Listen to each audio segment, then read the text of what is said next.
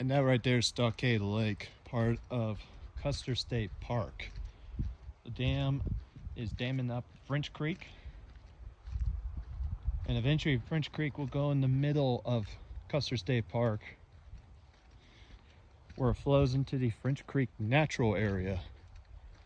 I need to do a hiking day hike over there sometime, but the bison over in Custer State Park are a bit spicy this year. A little salty, I don't know why. The South Dakota Game, Fish, and Parks did a great job of putting interpretation plaques. We got about 4. One explaining the legacy of how the gold rush may have tarnished the Black Hills. One is about prospectors searching for gold.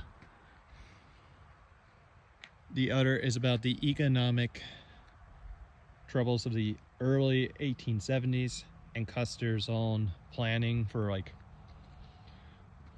the Custer expedition here in the Black Hills. And then the first one is about treaty rights for the Lakota. The economic crash of 1873 not only affected the Black Hills, but it also affected another region that I happened to work at. Back in 2024, I worked over at Aspen Historical Society, and preparation for research and leading tours. The same economic crash also affect the town of Aspen, Colorado,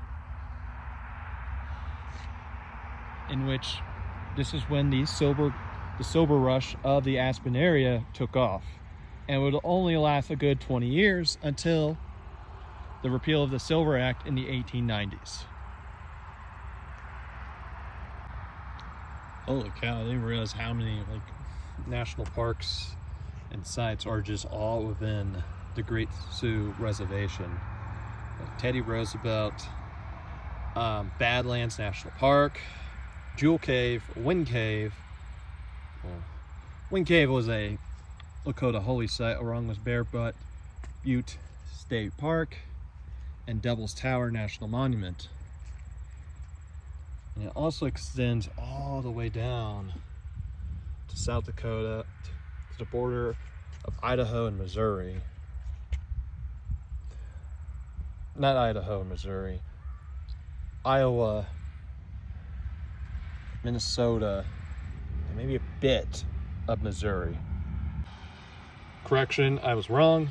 It was not Missouri. Missouri is right down here. It is Iowa and Minnesota.